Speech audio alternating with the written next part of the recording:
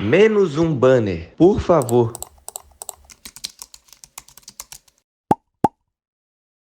Olá! Para você que acabou de chegar aqui, um pequeno aviso.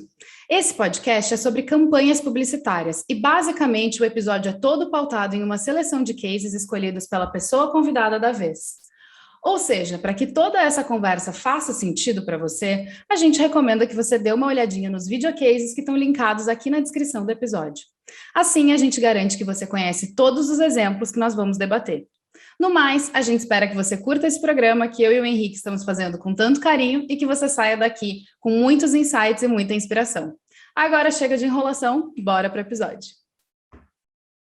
Fala pessoal, sejam muito bem-vindos a mais um episódio do Menos um Banner, esse podcast que nasceu aqui para homenagear a criatividade, coisa que a gente ama. Bom, vou fazer essa introdução curta, porque eu quero falar muito com o convidado de hoje, mas vamos primeiro falar aqui da minha co-host maravilhosa, Luli Fedrizzi. Como é que você está hoje? Oiê, tudo bem, gente? Tudo certo por aqui? Espero que todos bem, que estão ouvindo e que estão participando também. Eu gostei da voz dela, ela falou baixinho assim, falou uma coisa mais intimista, entendeu? Estou aqui tentando entrar na vibe desses meus colegas hoje que têm equipamentos profissionais. Eu estou aqui abrindo o bastidor que aí eu não tenho, então eu tenho que segurar na voz. Tudo bem, eu diria que são o meu equipamento semi-profissional, assim como o apresentador, semi-profissional também. Mas vamos lá. E a gente tem aí o super convidado de hoje, Rafael Zig, que já passou pelas maiores agências desse Brasil. E hoje é Head de Creative Data na Soco, que, by the way, é uma das minhas agências preferidas, tá? Enfim, que as outras não me ouçam, desculpa outros convidados, mas enfim, tem um carinho especial. Como é que você tá, Zig? Tudo certo? Fala, gente, tudo bom? Cara, muito massa estar aqui com vocês, trocar essa ideia. A Soco também é a minha agência favorita. Por isso que eu tô aqui, né? Eu tinha essa mesma admiração, tinha essa mesma admiração de fora e resolvi vir para cá construir junto essa história. Então, muito bom também saber. E é legal ver assim, quando você vem para cá e o tanto de gente que vem falar, né, com carinho, assim, do tipo, puta, cara, é muito massa a história que a Soco tá construindo, e um monte de gente também, tipo, toma aqui minha pasta, sabe, tipo, vamos conversar. Eu ia te perguntar isso deve acontecer muito, assim, até nos últimos momentos aí, tudo que tem rolado com a Soco, com prêmios, com cases e projetos super em evidência e tal, isso deve estar rolando muito, né? Sim. Oi, tem um job aí. Rola bastante, tipo, o pessoal, assim, né, tipo, obviamente, que tá em outras agências e que vem dar um toque assim, tô aqui e tal, mas se tiver alguma coisa por aí, vamos trocar uma ideia. Então, vai que, né? Então a gente tem conversado bastante, assim, né? Principalmente eu passo muito também pro time, assim, para casar, assim, também com um grupo de contas que cada um tem, para conhecer diferentes perfis e ver se faz sentido para as contas que a gente atende ali. Então, tem muita coisa rolando. Boa. Bom, ó, eu sou dono de uma agência, mas se tiver um job aí também, a gente tá aquela repensada, né? Enfim. Eu também vou fazer esse. Bom, né? A Contagious está sempre fazendo aí coisa com a Soco, mas sempre que tem mais um job, então aí. Vamos lá, estamos abertos aqui, enfim, esse é um mundo líquido, então assim, dá pra gente se virar, dá pra gente se ajustando. Mas vamos lá. A gente sempre começa pedindo pros convidados. Sempre é ótimo, né? Que esse é o segundo convidado, mas vamos lá, né? Vamos fingir que a gente está aqui já há 32 anos fazendo esse podcast. Enfim, a gente pede já. Exatamente. A gente pede para os convidados contarem um pouco da sua história. Mas, antes de eu pedir para você contar a sua, eu queria que você me explicasse o que é, onde vive, do que se alimenta um Head de Creative Data. Porque, né, aí tá aí um nome de um cargo curioso. Eu acho que o Creative Data no final foi a maneira de nomear uma tendência, assim, que eu acho que acontece muito em agências que, principalmente que são mais, que não tem muito essas divisões tão claras entre criação, planejamento, dados, onde as coisas acontecem de maneira integrada, como a Soco nasceu assim, né? Ela já nasce com o departamento de Creative Data, que nada mais é que a junção de duplas de criação com estrategistas e cientistas de dados, né? Todos estão debaixo de um mesmo ambiente, né? Uma mesma área, né? E que juntos chegam nessas soluções, assim, que a gente tem, independente do formato, bem agnóstico a formatos, assim, do que de soluções de comunicação, enfim, ou de desafios que os clientes trazem para a gente. Então, Creative Data é quando você consegue, né, tipo, unir dados para fomentar e inspirar novas ideias, seja qual for o formato que você aterriza nisso, né? Então, acho que Creative Data ela tá muito aí. Então, eu tenho no meu time estrategistas, cientistas de dados, pessoas de conteúdo também, né, community manager, etc., redatores e designers, né, diretores de arte. Então, é um time bem, bem multidisciplinar, assim, na veia. E é legal porque quando você tem essas pessoas juntas buscando a solução ali, começa a aparecer coisas que até então, quando se limita só a dupla de criação, né, isolada, tipo, vai lá, vamos criar alguma coisa, e não rola essa troca com as demais pessoas com disciplinas diferentes, estrategistas, etc., as soluções começam a se repetir, parece assim, né? Então, acho que é uma maneira de ampliar um pouco o raio de possibilidades de soluções criativas que não se limita só a uma solução que venha de uma dupla de criação, né? E isso é ampliado ainda mais, a Soco ela tem só 3 áreas, né? Tem uma área de operações, broadcast, que o broadcast é tipo, é uma área que eu até falo assim que a principal mudança de trabalhar na Soco para qualquer outra agência do mercado primeiro é que não tem área de mídia, né? Você não tendo área de mídia, você perde um pouco aquela coisa a necessidade de preencher os formatos de mídia que são comprados através de pacotes, né? E isso muda totalmente o jogo, assim, porque eu digo muito que a agência está muito movida a convencer os broadcasters de que aquela ideia faz sentido para que as pessoas, jornalistas, influenciadores abracem, né? O broadcast ele faz essa intermediação com influenciadores, jornalistas e dark social também, que são as comunidades fechadas, né? Tipo WhatsApp, grupo de Facebook. Então, é uma área muito importante para que a gente trabalhe em conjunto, né? Operações vê a viabilidade, entende também junto à necessidade do cliente, então tem atendimentos, tem pessoas, produtores, né, que colocam de pé as coisas também junto. O broadcaster com esse olhar para os storytellers, assim, né, as pessoas que mais conseguem difundir organicamente uma mensagem, né, seja um veículo de imprensa, um influenciador ou um membro de comunidade fechada, né, os ADMs, né, famosos ADMs.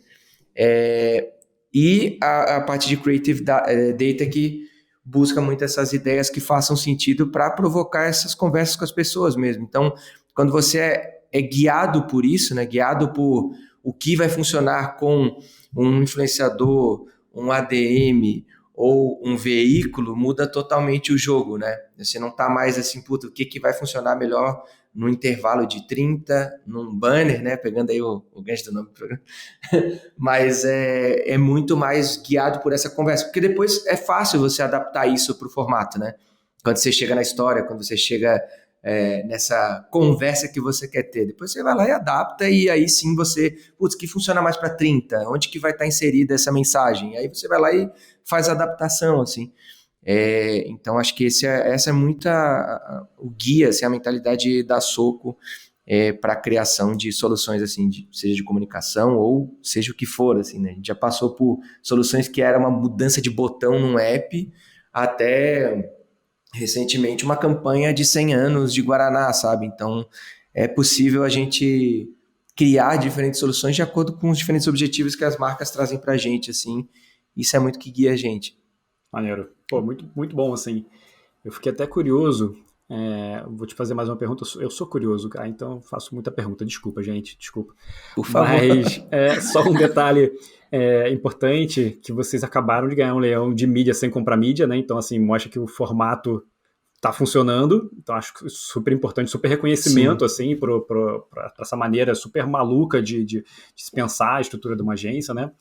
E também fazer aqui, tipo, já que você falou do nome do podcast, para quem ainda não entendeu, acho que é importante a gente falar que esse nome é exatamente por isso, porque a gente acredita na criatividade sem formato, assim, tipo, livre, né? E a gente, quem é criativo, com certeza já recebeu aquele briefing que já está todo fechado em formato, é uma porrada de redisplay, e você tem que criar para um monte de pedacinho de coisa que você não sabe nem como é que você vai encaixar uma mensagem ali, e você pensa assim, caralho, que merda, por que eu estou fazendo isso da minha vida? Então a brincadeira é essa, gente. Não que a gente tenha alguma coisa contra os banners, não é isso. Embora tenha um pouquinho, não temos, mas temos um pouquinho. Enfim, é um pouco sobre isso mesmo. Mas eu queria te perguntar, assim, como que acontece, assim, se você puder dar só um overview de como que é o processo, né? Porque com tanta gente envolvida no processo de criação, vocês têm alguma dinâmica que vocês sigam, assim, algum formato, sei lá, algum framework, ou não, ou também não tem muito essa coisa. Como é que funciona isso? Cara, por incrível que pareça, tem, assim, né? Que é engraçado que quando você fala de agências de publicidade é mais comum o caos, talvez, assim, do tipo, a coisa vai acontecendo, a gente vai se juntando, vai criando junto, não sei o quê. Só que desde o momento 1, assim, da Soco, ela nasceu já com rituais bem claros. Inclusive, o nome da ferramenta é Rituals, né?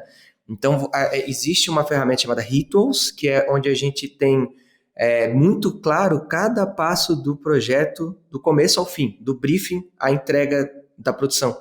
E isso deixa muito claro para as pessoas também onde elas vão entrar e qual a responsabilidade delas dentro de cada uma dessas etapas, assim. E é tão maravilhoso ter isso, porque quando a gente pluga, por exemplo, freelas, né, do mercado para fazer projetos pontuais para clientes que não estão constantemente na casa, não pagam FII, etc., é muito comum que a gente chegue e mostre essa ferramenta e já fica claro para eles também qual vai ser o papel deles no jogo. E também entender que eles não serão o centro das atenções, a dupla de criação não é o centro das atenções e da solução. A solução não está só na mão deles, ela está compartilhada com todo mundo que vai participar do projeto, incluindo as 3 áreas diferentes, né? O Simi até fala que elas funcionam quase como um governo, assim, são 3 áreas com poderes independentes, mas que uma ajuda a outra, né? Mas que é muito essa coisa de tipo, você tem as diferentes áreas com uma responsabilidade clara, mas que elas têm um papel também de influenciar nas outras áreas para que a solução seja o mais redonda possível. Então, tem coisas no Rituals que eu posso destacar, assim, que é legal, que mostram muito essa integração rolando, que primeiro, o briefing que a gente recebe não necessariamente é o briefing que a gente vai trabalhar. A gente transforma esse briefing numa missão que tem 3 parágrafos no máximo e que comprime, assim, resume muito o que deve ser feito para aquele trabalho. Então, deixando muito claro qual que é o objetivo, quais são os KPIs que a gente vai ser medido e muitas vezes já também na entrega a gente já traz uma visão do quanto a gente vai alcançar, né? Que é bem massa. Então, essa missão, ela é liderada por operations, né, pelo atendimento que está liderando a conta, mas ela é muito influenciada pelo Creative Data Leader, pelo Broadcast, dentro desse sistema de balanços, né, e contrabalanços ali.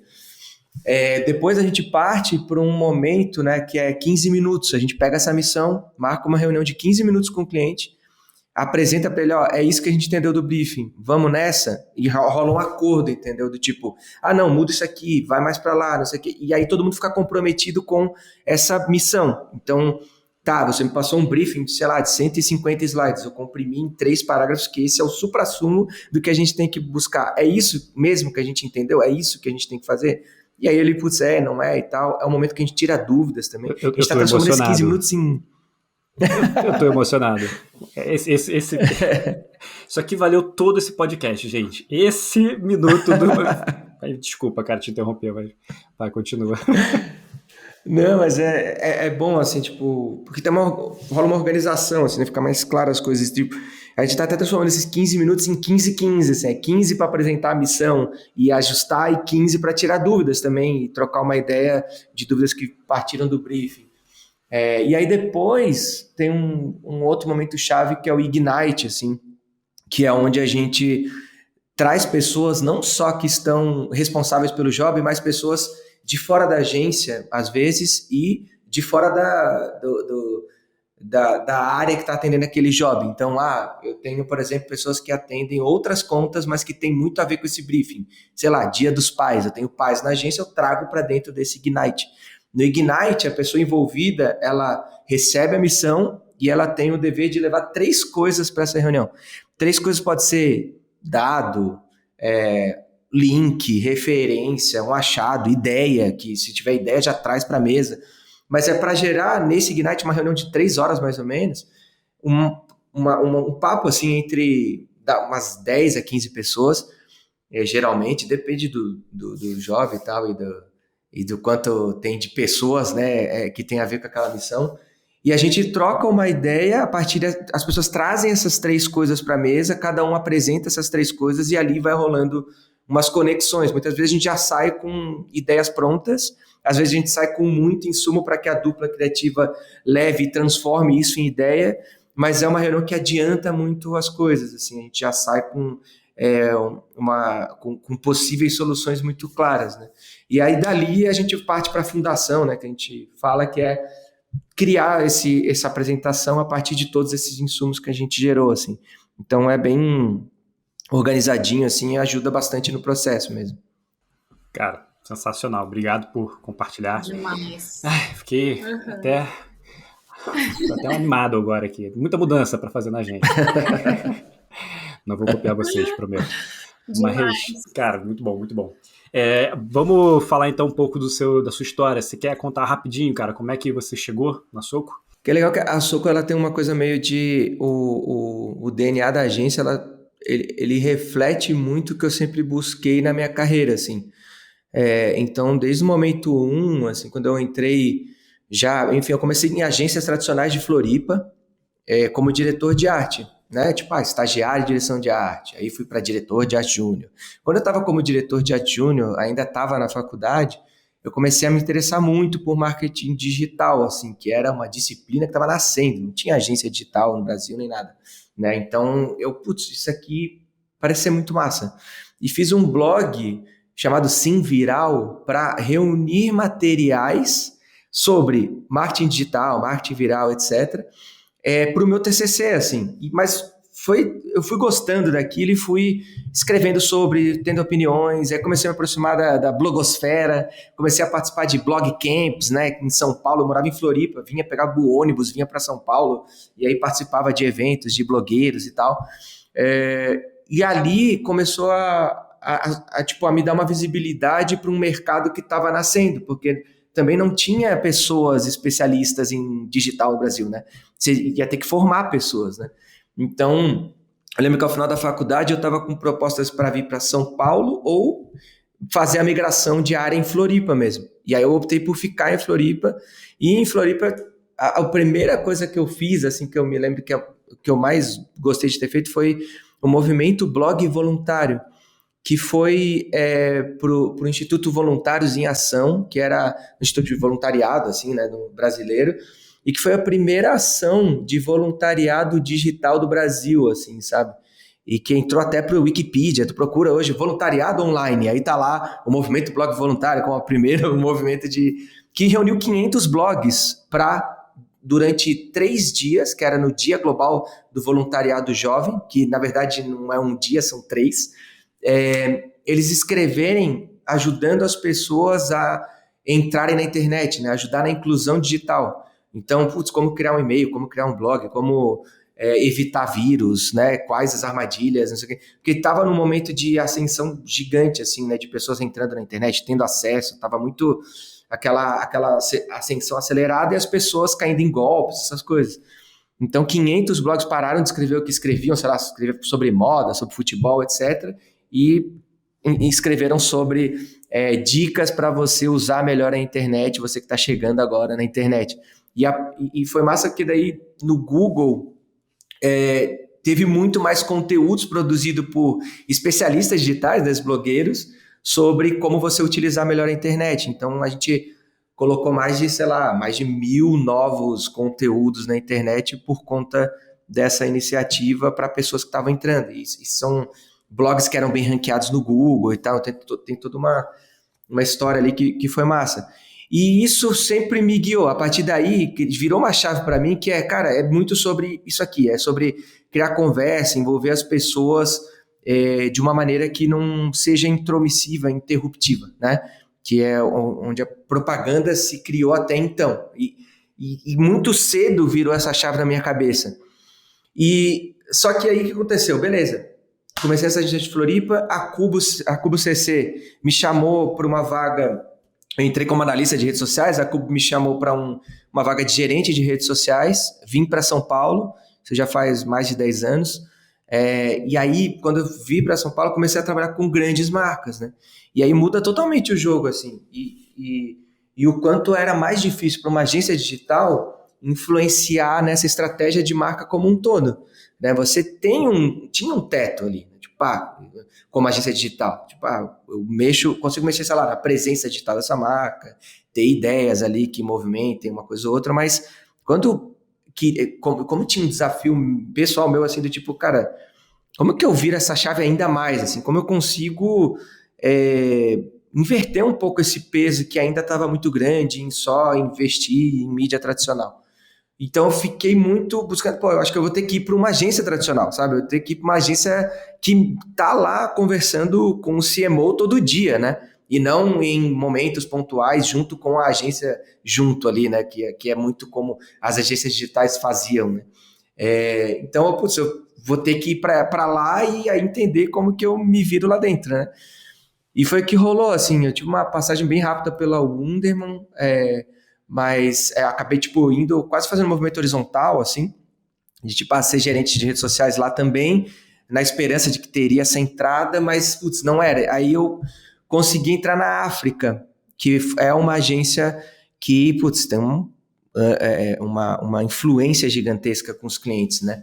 E foi ali que, eu conheci o Eco Moliterno e ele estava chegando com essa missão, né, do digital, assim, para os clientes, para ter uma agência que conseguisse fazer essa entrega full, né? E foi interessante que ele me colocou numa vaga de redação, mesmo eu nunca tendo sido redator, né? E, entra aí nessa vaga, você faz uma dupla, mas você faz essas loucuras aí que você gosta de fazer, sabe? Acho que eu preciso de uma pessoa com esse teu perfil, que, sei lá, eu não sei o que você vai fazer, mas faz aí.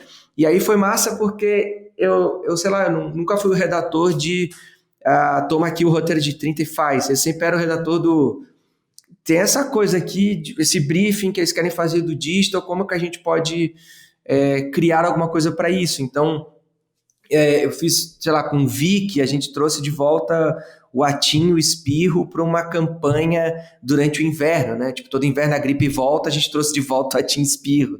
E aí, a Mônica... Como que é da Folha de São Paulo? A Mônica... Bergamo. Isso. Uhum. Ela deu em primeira mão a volta deles, não sei o quê. O Ratinho chamou eles para cantar a música de trabalho deles, que era a música da campanha, no programa do Ratinho. E aí a Xuxa chamou a Eliana, eles fizeram toda a tour, né? Porque eles são queridos pelos apresentadores, né? Eles tiveram uma fama muito grande nos anos 80, e aí nessa volta eles trouxeram de volta para os programas tudo, e a gente, totalmente... orgânico, assim, né? Sem a gente pagar para estar nesses programas, que foi bizarro, porque a música era toda da Vicky, né? Só que a gente chamou o diretor de clipe do Marcelo D2 para filmar o clipe, a gente chamou o produtor de grandes rappers, assim, inclusive o Rincon Sapienza fez a letra na época, mas ele não era o Rincon Sapienza que é hoje, né? Sim. Lá atrás ele foi lá e escreveu a letra da música e tal. E aí a gente até teve reuniões com advogados, assim, da Procter para defender o não, mas veja, rolê aqui tá no sentido de dar um passeio e não o rolê, que, sabe? A gente defendendo gíria de letra de música com jurídico. Foi muito doido, assim. Então ali, cara, foi massa que começou a surgir um tipo diferente de trabalho também na agência, sabe? Cara, tem uma coisa aqui que, depois vira filme, depois vira banner, vira o que você quiser, mas qual que é o cerne da ideia. E aí veio o Brahma Seleção Especial, que a gente levou, tipo, vamos criar uma cerveja com cevada plantada e colhida na Granja Comari, que é o centro de treinamento da seleção, onde eles sempre treinaram, ganharam as copas e tal, então vamos plantar a cerveja lá. E rolou também, aí a Ambev transformou isso num negócio gigante, assim, né? Então, foi parar na prateleira do supermercado, assim, caralho, não acredito que esse negócio foi tão longe, assim, né? E aí até chegar numa relação muito forte com o Itaú, assim. Eu fiquei 4 anos seguidos trabalhando com o Itaú, e foram campanhas ali que eu guardo com muito carinho na minha história, assim, tipo... E até, tipo, todo lugar que eu vou, eu tento trabalhar com o Itaú, porque deu muito match, assim, a conta com o meu perfil, e também as coisas que eles topam fazer, né? Tipo, a gente fez o Kids Book Itaú Criança, que é uma coleção de livros exclusiva, não é tipo adaptação de livro para o digital, a gente chamou o Luiz Fernando Veríssimo e fez um livro infantil com ele, sabe? Chamou o Marcelo Rubens Paiva, a Fernanda Takai, e até hoje o projeto está no ar, né? Já são quase 4 anos de uma coleção exclusiva de livros feitas para você ler no celular para uma criança, né? Já que os pais estão com o celular o tempo inteiro na mão, por que não criar, então, livros que ali eles consigam criar essa conexão de pai, mãe e filho antes de dormir ali, né? Então tinha toda uma estratégia de mídia por trás disso também e tal. E teve também a série Isso Muda o Mundo, quando o Itaú estava com a campanha de Isso Muda o Mundo no ar, porque a gente levou crianças a experimentarem pela primeira vez iniciativas do Itaú, desde música clássica, criança que nunca tinha ouvido música clássica na vida, mostrar pais ensinando crianças a andarem de bicicleta pela primeira vez. Então teve um monte de experiências que foram muito, muito legais, assim, que o banco criou foi muito referência em branded content durante muitos anos, assim, sabe? Puxou um bonde que no Brasil estava adormecido, assim. Até chegar na campanha, que depois a gente vai falar aí mais a fundo, que acho que para mim foi o meu diploma de, ok, tá aqui a campanha integrada, parabéns, Ig, você consegue fazer tudo, que é as Vloggers, sabe? Que é tipo, que saiu de uma coisa totalmente digital e a gente fez todo o 360, o flight, né? Considerando rádio, merchan, TV, tudo que vocês imaginarem. E dali eu fui para Accenture Interactive com o Eco, que ele, eu preciso de uma pessoa com esse olhar mais multi-canais aqui, multi-coisas que você tem, vou te levar junto, vamos nessa. Montei junto com ele o time de criação lá dentro da consultoria, né? Naquele movimento das consultorias entrando forte aí no mercado de publicidade. Fiquei 2 anos lá, ganhamos umas concorrências e tal, mas voltei para a DPZT para trabalhar com o Itaú de novo e também com o MEC, que aí foi onde teve mais uma história muito massa, assim, onde a gente... cara, foi muito massa assim, o trabalho de chegar lá, a DPZT já tinha um relacionamento longo, né, com o MEC, mas era separado, né, tinha a DM9 no digital, a DPZT no off, né, bem tradiça, assim, e estava no ano que a DM9 estava saindo, né, do mercado, né, estava encerrando a operação. E, óbvio, tipo, chamaram e falaram que tem esse desafio também de, vamos puxar a MEC para fazer a conta como um todo. Eu, não, vamos nessa, isso já faz há tempo, vamos junto. E aí a gente conseguiu, né, mostrar para eles que, cara, a gente está preparado e tem como fazer o todo, né? E aí foi massa que destravou um monte de coisa na comunicação do MEC também, né? Desde mudar as fachadas para MEC, né? De assumir esse relacionamento sério com o Brasil, vamos dizer assim, de tipo, cara, o nome carinhoso vai virar o nosso nome aqui mesmo. Eu acho isso incrível, assim. Acho uma baita de uma sacada. Sim, massa. E que óbvio, né? Uma equipe inteira envolvida, não é mérito meu, mas é que, é massa que o quanto uma mudança de estrutura ajuda também a destravar umas coisas. Talvez essa ideia com essa estrutura de agência off, agência on, jamais conseguiria ter acontecido, sabe? Ia, sei lá, morrer na fachada e não ia aproveitar todo o digital para fazer essa conversa avançar e fomentar as pessoas a mandarem seus apelidos, a gente trocar e mandar imagens para elas com os apelidinhos que elas mandavam, enfim. E, eu tive também outra realização, assim, de profissional, que foi fazer 2 campanhas de leia para uma criança, assim, né? Mas a campanha completa, né? Tinha botado o pé com esse projeto do Kids Book da Criança, fazendo os livros como projeto, mas na DPZT eu pude contar essas histórias, e a gente fez a campanha inteira, né? No ano passado até foi 100% online, assim, a gente fez a live para uma criança, né? A gente fez durante 2 ou 3 sábados, na verdade foram 3 ou 4 sábados agora, acho que foram 4 sábados, foi uma loucura. Todo sábado tinha uma live, e toda live falava de um tema, e todo tema tinha um livro associado, né? Então, 4 livros, 4 lives, 4 convidados, assim, o Gilberto Gil lendo o livrinho, sabe? Gabi Amarantos. Então foi muito massa, assim, ter também desformatado totalmente a campanha do Leia para uma Criança e colocado no ar de um jeito diferente, num ano totalmente atípico, né? Criar essa adaptação e vamos botar no ar do jeito que vai fazer sentido nesse ano. Então foi massa isso também, e a possibilidade de ter trabalhado com outras grandes contas, assim, tipo Red Bull, Electrolux, Renault um pouco também, então foi bem bom. Aí começou a bater aquela coisa do tipo, tá, como que eu como profissional consigo sair do que eu já sei fazer, né, a serviço de, DPZT, África, eu fiquei juntando os dois, dá uns 8 anos, né, que sei lá, 80%, né, da minha trajetória em São Paulo estava em agências tradicionais. Como que eu coloco o que eu faço de melhor dentro dessas agências como prioridade, assim, sabe? Tipo, eu quero que isso venha primeiro, e aí depois eu vejo o que sabe, como que faz. Mas eu queria que isso viesse, assim, isso fosse prioritário dentro do lugar que eu estivesse trabalhando.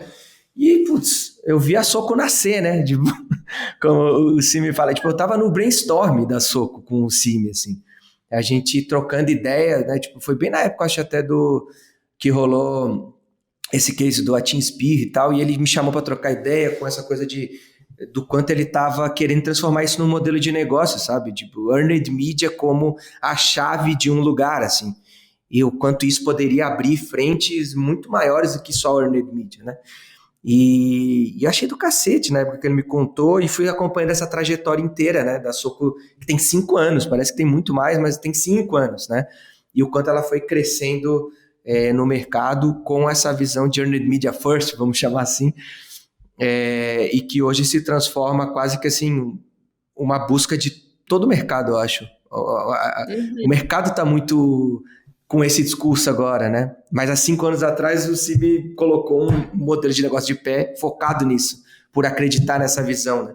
Então todos os rituais, todas as metodologias, o jeito de trabalhar, as crenças que a Soco construiu nesses 5 anos, cara, fazem uma diferença gigantesca para o modo de trabalhar, para a cultura que tem ali dentro, e que vai muito além do discurso, né? Ele se torna uma realidade mesmo, né? Que no dia a dia ali acaba... a gente não se perde muito, assim, sabe? Tipo, colocar uma campanha no ar e depois perceber que, velho, mas ficou muito publicidade, né? Ficou muito, sei lá, preenchendo espaço de mídia, né? E, tipo, aqui não tem como isso acontecer porque a gente está guiado por outros princípios, assim. Então, isso foi fundamental para a escolha. Acho que a gente trocou uma ideia junto e, tipo, já tinha um match de muito, muito tempo. Ele até... A gente tinha falado, sei lá, 1 ano antes, assim, e ele falou, talvez ano que vem seja o ano, hein, que a gente vai conseguir se juntar e trabalhar junto. Eu disse, não, vamos nessa, não sei o que vai ser no próximo ano, tá tudo certo aqui, mas vamos nessa. Aí, tipo, não deu outra, assim, deu 1 ano, ele veio falar comigo, vamos lá, e eu tava eu tava num outro processo de uma outra agência sondando forte, eu já tava na reta final ali, eu quase com a proposta em mãos, cara, vamos, sabe, tipo, vamos nessa, bicho, não, porque é isso, né, esse sentimento de tem muito a ver o perfil da Soco com tudo que eu sempre acreditei e sempre fiz durante a minha carreira, então não fazia sentido eu não topar isso, sabe, de não estar junto com ele nessa, então ele, a Brisa, tem sido incrível, assim. Sensacional, cara. Demais. Muito bom ouvir a tua Eu acho que essa tua história, ela também já faz um puta gancho com as campanhas que tu escolheu, e aí eu vou fazer que nem o Henrique falou antes, tá muito diferente de todas as outras edições. Mas é que a real é que eu participei de uma versão desse programa aqui como convidada um tempinho atrás, e foi aí o embrião dessa história. Então parece que a gente já teve mais um nesse contexto. E a gente olhou, tanto quando eu participei, quando a primeira gravação que a gente fez, eu e o Henrique, a gente viu campanhas. Não digo que a campanha em si era necessariamente mais tradicional, mas ela estava ancorada em um grande filme. A gente discutiu mais os filmes, no fim das contas, né? Esse lugar de campanha que é tipo, tá aqui é o exemplo da campanha. Ou tá aqui o videocase que explica essa história toda. E acho que nos exemplos que tu escolheu e que a gente vai falar logo mais, a gente já tá vendo uma estrutura diferente, né? Até pra gente pesquisar as coisas, pra gente se informar direitinho, eram coisas que são, né, tem muitas edições, são coisas que têm uma vida longa, então tu já deu o spoiler aí das vovloggers, e a gente pode começar por elas, talvez, mas é algo que nasceu, eu até tava comentando com o Henrique antes da gente começar, que eu não tinha ideia de que isso era tão antigo. Porque ficou presente pra mim também elas no ano passado, falando pra ficar em casa e tal, e eu não tinha noção de que isso tinha começado em 2016, certo? Sim, exato. E aí eu acho que a gente já tá vendo aí uma coisa que é diferente do que o que a gente falou em outros momentos, e o que, até pegando o gancho de Cannes, que acabou de rolar, foi até uma provocação de alguns júris, que é o que dessas coisas não vira, dessas campanhas que a gente tá olhando, enfim, dessas ações, não vira um stunt, assim, né? Que é tipo, tá, a gente faz uma vez uma coisa incrível que gera um puta buzz, um puta case, e depois aquilo ali morre, né? E aí, no teu caso, tu trouxe várias coisas que elas têm continuidade mesmo, elas têm uma vida maior, elas não são um stunt, assim, né? Uma grande ação. Então, acho que isso vai ser um jeito muito massa da gente conversar sobre esses projetos. Sim. Vamos começar com o Itaú? Tu quer falar alguma coisa, Henrique? Não, vamos. Eu só, assim, eu vou botar uma coisinha aqui, só meus 2 centavos, que no depoimento todo, né, assim, né, de ouvir a trajetória do Zig, a gente, nessa decisão, né, de ir para Soco, você percebe a importância de você ter uma cultura forte, né? Porque na hora especialmente de atrair talentos, né? Tipo assim, tem também atrair clientes, é lógico, mas assim, cara, assim, não tenho o que pensar, tem um match aqui incrível, eu vou, sabe? Tipo assim, então, quem tiver agências ou empresas, qualquer coisa, acho que vale a pena prestar atenção nisso, né? Porque faz muita diferença. Mas vamos lá, vamos começar com as vloggers. O Henrique, eu acho até também as pessoas terem também essa clareza do que, cara, o que vocês estão fazendo aqui no mercado também, né? Tipo, o que te move mais ali, né? Tipo, a gente é movido por ideias, mas qual é o tipo de ideia que te mobiliza mais? O que tá mais, o que te deixa mais ali, puta, isso eu queria ter feito? Cara, isso, é por isso que eu tô aqui na publicidade. Porque eu acho que tem o lance do ego, né? De fazer uma ideia e ver que essa ideia tá sendo abraçada pelas pessoas e que isso é do caralho. Mas acho que tem o que tá por trás dessa alegria momentânea do job na rua que me deixou feliz e que esse job eu vi sentido colocar na rua, porque é esse tipo de coisa que eu quero fazer. E isso não é fácil, assim, demora, assim, para cair a ficha, né? Porque daí, caindo essa ficha, você começa também a identificar os lugares que tem essa mesma cultura, essa mesma direção. Acho que tem um lance de carreira, assim, que é importante as pessoas refletirem também, sabe? Tipo, mas eu tô guiado pelo quê aqui, né? O que vai me fazer ter uma vida maior aqui dentro desse mercado que eu tô e tal, que não sejam só, sei lá, os leões que eu vou ganhar, sabe? Tipo, essas coisas do tipo que são muito consequência mais desse trabalho do que a busca que você deveria ter, sabe? Sim, totalmente. E tem uma coisa que tu falou que eu achei muito legal, dessa coisa de, tipo, como é que eu pego essa parte do que eu faço, que é a parte que eu acho mais interessante, que eu tenho mais tesão em fazer, sei lá, e transformo ela numa parte maior da minha atuação, né? Ou na parte prioritária da minha atuação. Eu acho que isso é uma puta visão, porque, assim, não existe trabalho perfeito, né? A gente sabe que sempre vai ter uma coisa que a gente não vai gostar tanto de fazer. Enfim, tem dias que são piores, tem clientes que são piores, tem situações que são piores, enfim. Mas quando a gente olha para um pedaço disso, assim, e pensa, bom, como é que eu expando esse pedaço, que é o que faz mais sentido para mim?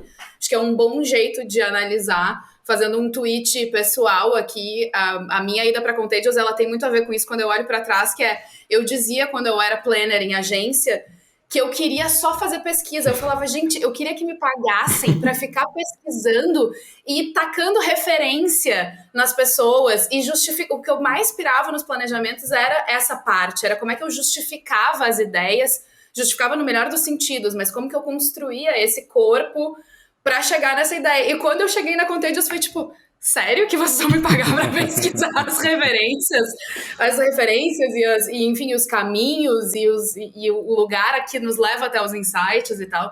Então foi meio que isso também, né? Como é que eu pego essa parte de ser planner que eu adoro, que eu acho mais legal, e torno ela a principal do que eu faço? Bom, tem outras coisas também. Mas eu acho que eu nunca tinha parado para pensar. Eu sabia que eu tinha esse desejo, que ele tinha se materializado na Contagious, mas eu nunca tinha parado para pensar nisso dessa forma como tu colocou agora, assim. Então, acho que isso fica aí para todo mundo que tá ouvindo fazer esse mesmo exercício, porque ele é um bom exercício, assim. Exatamente. Pode levar a gente para lugares bem interessantes. E se tudo der errado, já sabe uma nova carreira aí, coach de carreiras, pronto. Já sabemos, se der algum problema, tem um backup. Mas vamos lá, vamos falar então da primeira campanha. Vovloggers, me conta por que você trouxe ela, cara, assim... depois eu tenho algumas perguntas, algumas questões aqui, mas me fala um pouco de por que você escolheu ela como sei lá, como... É difícil escolher uma, né, mas assim, como essa principal da que você participou. Eu acho que as Vovloggers, assim, acho que primeiro a ligação emocional, né, que a gente cria criou com elas, assim, que são duas senhoras sensacionais, assim, quanto foi massa e as lembranças boas que aparecem só de ter feito, gravado com elas e criado uma amizade ali, foi muito massa. Mas principalmente, eu acho que tem uma coisa de consolidação para mim, assim, de sair da caixinha do digital, que dentro do mercado as pessoas te colocam e tá lá, o Zig é o criativo digital. Tipo, eu nunca me considerei o criativo digital, eu sempre estava buscando mais, assim, formas de se conectar com as pessoas, e obviamente o digital é prioritário, né? Então, quando veio as Vovloggers, que ele nasceu com um desafio de negócio muito claro de as pessoas baixam um aplicativo de tudo quanto é jeito, mas aplicativo de banco ainda está lá atrás, assim, no número de downloads. Tava, né? No número de downloads. Como é que a gente mostra para as pessoas que, assim, é tão seguro quanto pedir um Uber, né? É tão seguro quanto você pedir comida no iFood. As pessoas tinham medo do tipo, não, mas banco é perigoso, hacker, sei lá, sabe? Então tinha uma coisa de desconstruir essa percepção de que era perigoso acessar o banco pelo seu celular. E aí, quando veio essa ideia das Vovloggers, assim, do tipo, putz, vamos pegar duas senhorinhas que já estão nesse mundo digital, assim como um monte de pessoas. Elas já pedem comida, elas já fazem tudo no digital e que não estão no banco ainda, que é um paralelo muito claro com várias outras pessoas. Tipo, beleza, eu já faço tudo no digital também, também não vou ao banco. Putz, essas duas senhorinhas estão acessando o banco. Cara, que eu ainda não acessei, sabe? Por que eu ainda não baixei o app do meu banco também? E aí era muito isso, ela nasceu como uma série de desafios, assim. Tipo, vocês vão ter que organizar um chá digital. Então, vocês vão convidar as amigas pelo WhatsApp, vocês vão pedir Uber para elas virem até a casa de vocês, vocês vão pedir a comida pelo iFood, vocês vão, depois, no final, dividir o pagamento com o aplicativo do Itaú, sabe? Vão fazer esse rachão. E aí elas aprendem a utilizar o banco meio que ao vivo ali, porque, de fato, elas não sabiam mesmo, assim, né? Elas já tinham uma noção dos outros aplicativos, mas o banco elas nunca tinham usado. Então elas aprenderam na frente das câmeras e ficou muito verdadeiro isso, sabe? E deu muito certo, né? Foi a primeira ação, foi um vídeo. E esse vídeo decupado numa estratégia de funil e tal, elas tinham uns videozinhos curtos, tipo, olha, Lilian, como é fácil, meu Deus, já baixei aqui, e tal. Então tinha toda uma estratégia de funil também para vídeos mais curtinhos, né? Tinha os 2 minutos lá mais para focado em awareness, esse engajamento ali com conteúdo, mas tinha também vídeos mais curtos para download. E a performance foi tão boa que o Tracanella, né, que tipo, é o superintendente, enfim, hoje é diretor, né, na época era superintendente de marketing, ele falou, cara, vamos abrir uma brecha aqui de flight, né? O Itaú se dividia em flights mensais, assim. Todo mês tinha um flight grande, aproveitando todo o volume de entrega de mídia que o Itaú tinha direito. Vamos preencher esse flight de mídia com isso, assim. Como que vocês fariam essa campanha? Né? Vamos colocar isso para TV. A gente tem TV, tem Mexendo no Luciano Huck, tem rádio, tem jornal, tem não sei o quê. Faz aí, sabe? Aí eu tipo, do caralho, massa, porque é muito o que a gente gosta de fazer, sacou? Tipo, massa, a ideia tá aqui mesmo, é fácil de adaptar ela para qualquer outro lugar. Então, vamos nessa. Aí a gente, no filme de 30, a gente vendeu uma mensagem de que, puta, elas já fazem tudo pelo celular. Só faltava ir ao banco. Baixa o app. 30 segundos, fechou. Não tem desafio, não tem organizar chale, mas a gente aproveitou as cenas que tinham para um edit para vender uma mensagem clara, simples de, puta, você já faz tudo pelo celular? Baixa aí também o aplicativo do banco, que dá para ir ao banco também no celular, né? No jornal, a gente fez uma série de anúncios comparando, assim, a gente até pegou autorização de WhatsApp, de 99 táxis, para colocar o app do banco ao lado de apps que você já utilizava, sabe? E aí fez uma parceria ali de, tipo, colocar no jornal fazendo sentido a adaptação para o jornal. No Luciano Huck, ao invés de a gente, sei lá, passar o filme no intervalo ali, bicho, Itaú, não sei o quê, olha aqui o filme, e roda o filme, a gente levou as vloggers como estrelas, assim, sacou? Bicho, elas estão bombando com o Itaú, olha aí, bicho, vem, Neuza e Lília, vem aqui. Aí, tipo, entrevistou elas no palco ao vivo, sabe? Fez um auê ali, entendeu? E as pessoas comentaram na internet, porque não era uma intervenção, era tipo, aquelas senhorinhas lá que estão no intervalo do Itaú e tal. E entrevistou elas, como é que é, tão famosa? E não sei o que, agora a gente tá famosa, não sei o que. Aí no final tinha, né? Não, vocês estão usando mesmo o aplicativo de Itaú? Pô, claro que estamos, é fácil, não sei o que. Conversa, sabe? Uma conversa natural acontecendo. Então ali, para mim, foi, como eu estava falando, a formação ali, né? O diploma de criativo integrado, tá aqui, toma o diploma, parabéns, você já está disponível agora para fazer campanhas integradas e tal. Então, foi muito esse batismo, assim, vamos dizer. E depois, óbvio, os resultados foram bem legais, assim, teve 33% de aumento no volume de downloads do aplicativo naquele ano, sabe? Teve muita coisa que valeu a pena pro banco, assim como marca também, né? De tipo de associação ao digital, começa a mexer um monte de atributo de marca junto, assim, com duas senhorinhas, sabe? Que talvez fosse a última ideia de um criativo para digital, nós vamos nos jovens, vamos botar uns adolescentes de boné e baixando o app. Não, cara, olha como dá para construir atributo de digital com duas senhoras, sabe?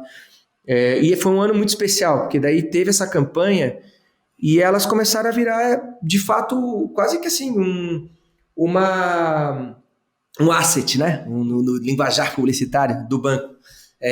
Né? Tipo, do Garoto Bombril lá do Bombril, tinha as vloggers de Itaú, sacou? E isso possibilitou outros conteúdos com elas, né? Então, no final do ano, daquele mesmo ano, a gente levou elas para uma... o Itaú sempre faz filmes muito emocionais no final do ano, né? Com texto lido pela Fernanda Montenegro, fazendo uma reflexão daquele ano. E naquele ano, além desse textão, Fernanda Montenegro, um manifesto lindo, a gente também trouxe a mensagem da campanha para um viés mais assim de experimento social, vamos dizer, né? Que a gente levou as vloggers para uma gravação do Itaú, elas achavam que ia fazer uma gravação, e chegou lá, a gente tinha trazido a família delas dos Estados Unidos, Florianópolis, pegamos a família inteira e colocamos numa casa, e elas chegaram lá e foram surpreendidas pela presença dos familiares, assim, e de que elas não viam há muitos anos. Então foi um momento muito emocionante e a gente criou uma carta, né? A carta da Lilian para os netos, né? E ela leu essa carta e essa leitura da carta serviu como um enredo de todas aquelas cenas que a gente captou, assim, sabe? Então foi muito, muito especial. Depois elas tiveram até uma turnê aí delas, as vloggers foram Pão de Açúcar, fizeram coisa com a Disney.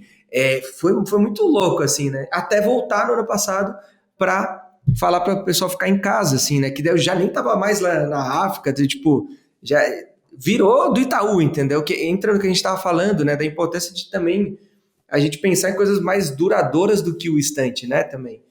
O estante ele tem um papel super importante também. Eu acho que tem espaço para tudo, né? Mas o quanto dá alegria para a gente esses projetos que acabam virando uma coisa para a marca que é maior do que aquele momento único, especial que rolou ali, né? Que muitas vezes tem esse papel mais de gerar awareness e tá tudo certo também. Mas tem também esse espaço para a gente construir coisas mais duradouras a partir de comunicação, que eu acho que é uma caixinha ali que pode ser melhor aproveitada pelos criativos, sabe? Sensacional. Bom, assim, o Zig não morre de fome porque, além de coach de carreiras, ele pode ser imitador também, acabamos de perceber. Gente, super talentoso. Mas eu tenho uma pergunta só sobre essa campanha. Cara, achei a história toda sensacional. Você já foi matando várias dúvidas que eu tinha conforme você foi falando. Mas como que vocês fizeram a seleção dessas duas senhoras incríveis, né? Como foi esse processo? Cara, foi muito massa porque a diretora desse filme é uma pessoa que eu amo muito e a gente fez muita coisa junto, assim. E ela foi a diretora que descobriu, né, a Lilian e a Neuza. Uma equipe, porque ela tem um processo diferente, a Joca, assim, para casting, vamos dizer. Ela não vai nas agências de modelo, escolhe lá o que ela quer e tal. Ela coloca pesquisadoras, antropólogas para ir atrás das pessoas mesmo, e entrevistar e trocar uma ideia. E uma dessas antropólogas ou pesquisadoras, não lembro agora qual que é a formação dela, mas é uma pesquisadora, vamos dizer assim, de casting, ela foi para um clube em São Paulo, porque, tipo, clube, quarta-feira à tarde, deve ter uns velhinhas e tal. E, dito e feito, tava lá a Lília, tomando lá, sei lá, uma aguinha ali, no guarda-sol e tal, ela se aproximou, a gente estava em busca foi um briefing muito específico, a gente quer duas senhorinhas que sejam amigas há muitos anos. A gente não queria que fosse de mentira, entendeu? Vamos pegar uma senhora aqui, outra lá, e a gente finge que elas são amigas há mais de não sei quantos anos. Tem que ser de verdade essa amizade, porque daí vem pra frente da câmera um negócio que é diferente de atrizes tentando passar por amigas. E dito e feito, assim, elas acharam, né, tipo, a Lília, ela, oi, tudo bom? Pô, então eu tô fazendo uma pesquisa, a gente tá fazendo uma campanha e tal, e a gente tá em busca de senhoras como você, assim, mas que tenham uma amiga de muitos anos, assim. Você tem alguma amiga que seja amiga há tempo? Eu tenho sim ali, a Neuza ali, vem cá, Neuza. Aí, tipo, ela tava ali, sabe? E é tipo, será que é amiga mesmo? Será que ela não tá só querendo aqui participar da propaganda? Daí, tipo, não, vamos conversar então, trocar uma ideia. E aí, no que colocaram ela no ambiente fechado e tal, pra gravar com o celular mesmo, uma conversa, conta pra gente a história da amizade de vocês. O cast era isso. Era contar essa história de amizade entre as duas. E aí, a gente viu uma cumplicidade muito verdadeira ali. Elas estavam com a mãozinha dada uma com a outra, sem a gente pedir nada. Tava uma segurando a mãozinha da outra e tipo, não, eu e a Lília, a gente, olha, aqui, essa rua aqui, a gente andava a pé. Daí começou a contar a história. Daí eu, puta, que gostoso que tá de ver esse vídeo, né? Então vai ser gostoso fazer o vídeo com elas também, né? Botar elas para contar a história, vamos nessa. Não teve dúvida, assim, que seriam elas, mas elas estavam nesse clube, assim, e o principal, assim, o que fez a gente decidir serem as duas foi essa cumplicidade numa câmera de celular ali, que a gente viu a mãozinha dada, uma olhando para a outra, trocando ideia, e de fato eram amigas mesmo, assim. Então foi muito decisivo, assim. Excelente. Algum comentário, Luli?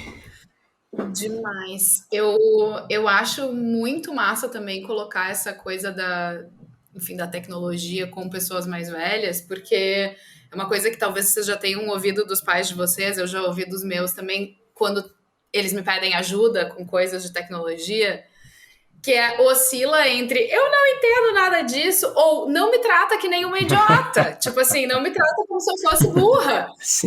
Né? Tipo assim, não precisa me explicar também desse jeito. Eu tô entendendo, Luísa. E eu acho que tem essa coisa da gente justamente assim, colocar isso numa normalidade que é bom. Sim, existe uma curva de aprendizado, assim como pra gente já existe, né? para outras coisas que estão surgindo que a gente fala, opa, peraí, como assim? VR, AR, XR, o holograma, o sei lá o quê.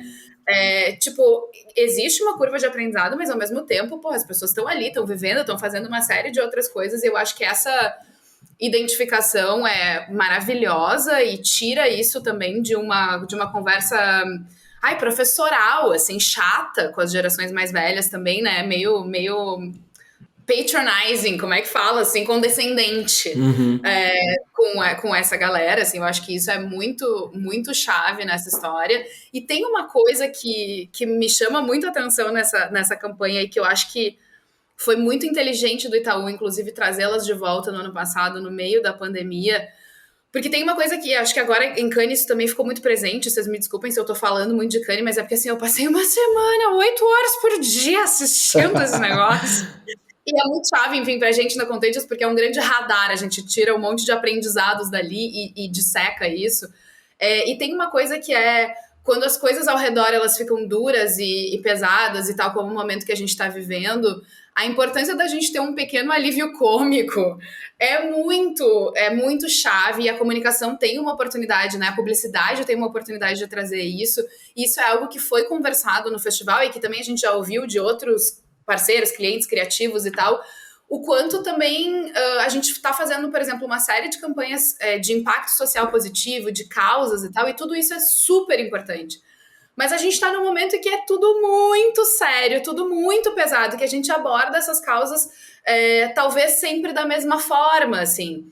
E não que elas não tenham que ser tratadas com a gravidade que muitas delas têm, né? De questões que a gente está falando de raciais, de gênero, de orientação sexual, de um monte de coisa que está acontecendo num mundo em crise como a gente está. Mas quando a gente encontra pequenas brechas para que a gente aborde temas importantes, temas sérios, e no fim das contas ali elas estavam falando de segurança digital, né? Era um outro contexto de planeta, mas elas estavam falando de um assunto que é sério, assim, no fim das contas, né? Que é como que você lida com o seu banco, as suas finanças, a sua segurança, as coisas que você faz online, e a gente vendo golpes se propagarem agora, isso faz ainda mais sentido. Mas como que a gente encontra uma brecha para isso também ser leve, para isso nos arrancar um sorriso, para a gente ter um momento que tem um alívio cômico até nesse sentido, assim, e eu acho que isso é super legal no contexto de banco também, porque banco normalmente é quadradinho, ou então é tipo transformador, e o Itaú tem uma série de comunicações nesse sentido também, assim, né, tipo, isso muda o mundo e tal, que é super positivo, te eleva, mas tá nesse lugar inspiracional, assim. E ali é uma coisa, tipo, de igual para igual, que a gente dá risada, que a gente se identifica, independente da idade que a gente tenha, que a gente acha fofo, mas é um outro fofo, né? Esse fofo, tipo, olha fulana, não sei o quê. E acho isso uma coisa maravilhosa, assim, que sempre se destaca no fim das contas, né? Sempre encontra seu espaço, assim. Sim, totalmente. Enfim, não foi uma pergunta, foi um grande comentário, né? Muito bom. Vamos falar então da segunda campanha. Vamos falar de Dove. Por que você trouxe, cara? O Real Beauty Sketch. Acho que essa campanha, assim, ela foi muito feliz em setar um novo jeito, assim, da publicidade contar a história que até então estava bem fora do radar, assim, eu acho que das marcas, né? Quando você traz a verdade, assim, para frente das câmeras com um assunto que era muito relevante para um público específico, né? Então, quando você coloca ali uma pessoa para se autodescrever e essa descrição não condiz com o que a gente está vendo na tela, isso é uma verdade muito grande, e aí você fica ali meio comovido por aquela mensagem.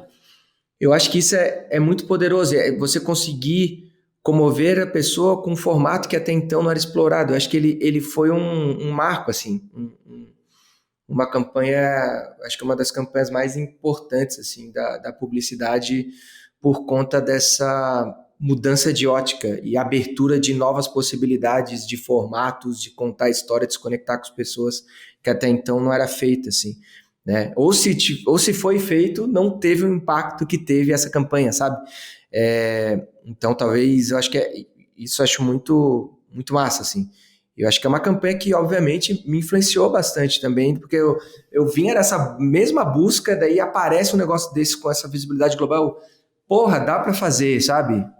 Eu vou continuar nesse caminho aqui, porque eu acho do cacete. Então, até depois ouvi podcast do Diego, Hugo, contando um pouco dos bastidores, assim, da campanha, e o quanto foi legal também, quase que guerrilheiro deles ali, né, de fazer o negócio ficar de pé, e eles iriam viajar e acompanhar, apostar num diretor que até então não fazia publicidade. Então teve um monte de coisa legal também na história por trás, que eu me identifiquei muito também anos depois, assim, pô, do caralho, que eles fizeram lá atrás, é muito também na minha jornada, eu identifico muita coisa assim, né, de tipo você fazer apostas, você ir num caminho, convencer, né, de que aquele caminho faz sentido para o cliente, porque até então nunca tinha sido feito. Então eu acho um case muito importante assim para a história da publicidade mesmo, assim, sabe, agências e tal. E acho sensacional assim tudo que o Diego e o Hugo colheram desde então, né, cara, fazendo a Cake Way alcançar um patamar foda, assim, né, brasileiros no comando global da criação. Acho muito foda, assim, que legal e que merecido que isso aconteceu. Sim. Então, acho que é isso, assim, a importância histórica e essa virada de chave, assim, que influenciou uma geração, influenciou muita gente a olhar de outras formas para a publicidade e que eu vejo reflexo até hoje, né? De você, acho que foi o primeiro case mais forte, assim, com olhar, não sei se é o primeiro, mas foi um dos cases de maior impacto num olhar para uma causa, assim, né? Um olhar mais principalmente para as mulheres, né? Essa relação delas, enfim. Acho que tem muita coisa que vem junto, assim, e que puxou um bonde que aí, óbvio, as coisas vão ampliando, ganhando novas formas, ganhando outros olhares, novas causas, mas ali parece que eu sinto que foi um ponto de partida importante, sabe? Sim, abriu muito caminho, né? Acho que isso é, de fato, muito importante. E tem várias histórias engraçadas sobre essa campanha, inclusive. Tem um podcast chamado It's Only Fucking Advertising, que tem uma entrevista com tem o Fernando Machado e tem com o Anselmo Ramos. E tem perspectivas diferentes, então é muito legal você ver a perspectiva de todo mundo que estava envolvido, sabe? Tipo, é engraçado até. Legal.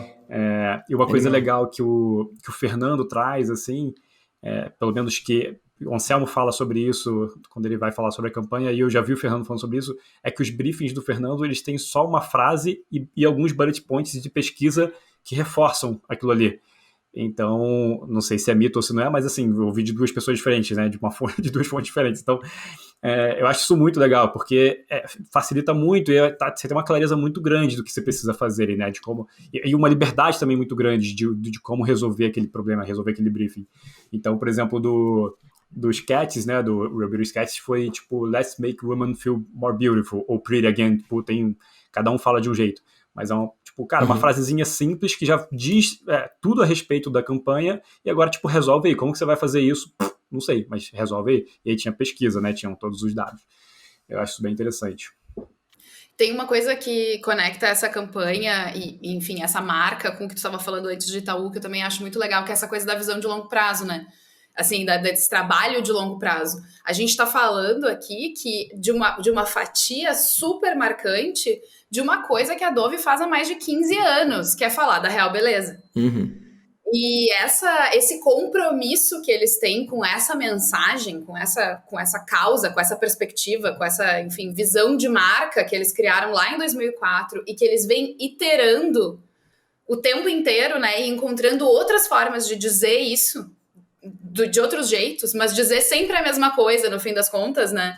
Eu acho muito incrível, assim. E é como isso não virou também uma coisa meio homogênea, porque no meio disso tem mensagens menores e tem mensagens maiores, tipo essa, né? Tem coisas enormes, tipo sketches, assim como no ano passado toda a campanha Courage is Beautiful, né? A partir da pandemia, também é uma versão enorme, super importante, super histórica, dessa mesma mensagem que eles vêm trabalhando há muito tempo. Então, eu também sou meio fascinada por esse compromisso das marcas mais a longo prazo, assim, eu acho que tem aí uma perspectiva muito legal de tu trazer essas duas coisas, me bateu isso de cara, assim, e quando tu fala, isso foi uma referência para mim, dá pra ver, né? É mais evidente ainda por esse prisma também, na minha perspectiva, assim. Exato. Boa. E até o outro case também que eu trouxe, acho que é outra referência, assim, também, pra mim, assim. Vou deixar o Henrique fazer a intro, sei lá, né? Não, pô. Vamos lá, vamos pra próxima. The Building Inside, que foi da Intel com a Toshiba, não é isso? Isso. Intel com a Toshiba, uma campanha até da Pereira Odell, assim, que eu acho que foi sei lá, uma carta de chegada, assim, foda pro mercado, né? E que parte de uma coisa que hoje é falar da exaustão, mas que é muito, muito... De quando que é essa campanha? De 2012. 2012, cara. 2012. 10 anos. Então, 2012, coloca o entretenimento, que, tipo, nos últimos 2 anos é o que mais a gente ouve, né? Não, a publicidade tem que ser entretenimento. 2012, Pereira... O PJ Pereira estava lá com essa bandeira, né?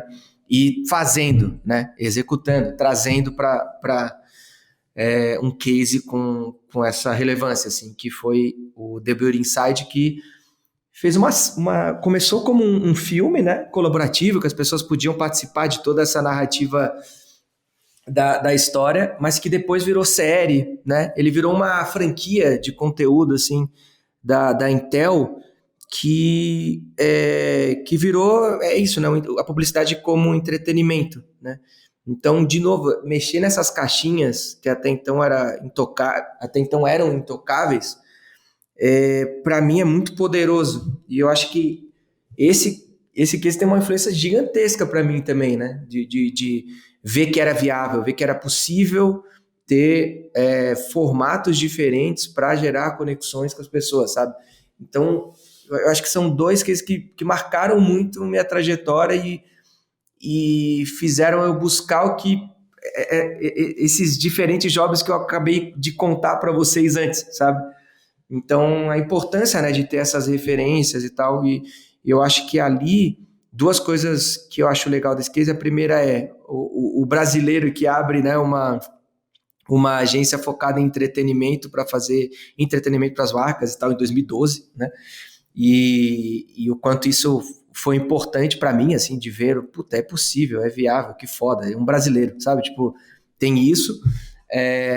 E também de uma marca fazer uma coisa que até então não era feita, que é, tipo, assumir essa coisa de, não, eu vou investir aqui porque eu acho que vai dar um retorno, não preciso só investir no filmão contando o que eu preciso comunicar, sabe? Agora, então, agora a Toshiba tem Intel dentro dos seus computadores, tipo, foda-se, né?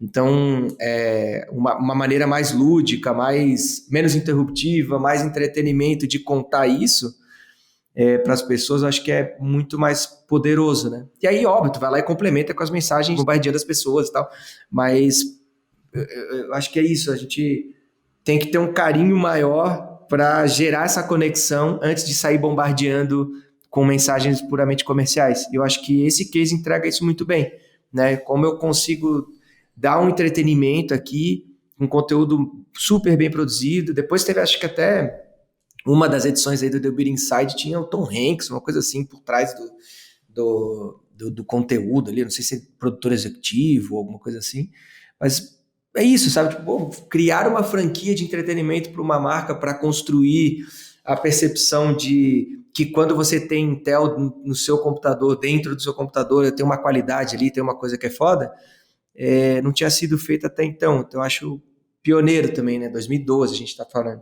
A gente falou 2012, 2000 e Dove acho que é 2013. Um ano depois. É isso. Então, de fato, eles abriram o mato antes. Mas eu vou fazer um comentário só, que eles estão avaliados com 8.1 no IMDb, tá? Acho que é uma curiosidade importante para mostrar assim, que, de fato, foi um conteúdo que foi consumido de verdade, assim, né? Foi entretenimento de fato, porque Como tá lá um e tem filme, 1.600 avaliações, né? Então, assim, não foram só os diretores e a galera que participou da campanha que votou. Tipo, tem, de fato, um core, tipo, tem... Interessante. Demais! Ficamos por aqui nessa conversa. Acho que também esse exemplo, essa última fala do Zig, fecha maravilhosamente bem esse papo. Sim, totalmente. Zig, É isso. obrigado, cara, por ter topado. Obrigado pelo seu tempo, pela generosidade. A gente acabou se estendendo aqui. Brigadaço por ter participado, adorei ouvir sua história, não conhecia ela em tantos detalhes assim, foi sensacional e muito bom que ele é tão storyteller que ele já pegou e conectou tudo com as campanhas, deu uma amarração que, tipo, cara, tava tudo conectado no final. Tudo. Tá pronto o Keynote, já tá pronto o Keynote. Exatamente. Fez o nosso trabalho por nós. Maravilhoso. Exatamente, obrigado, cara. Muito obrigado a vocês, demais. gente, massa demais aí, poder trocar essa ideia e, enfim, ter essas lembranças, né? Foi um momento nostálgico. Também tem isso, né? Maravilha. Obrigado. Obrigadão. Valeu.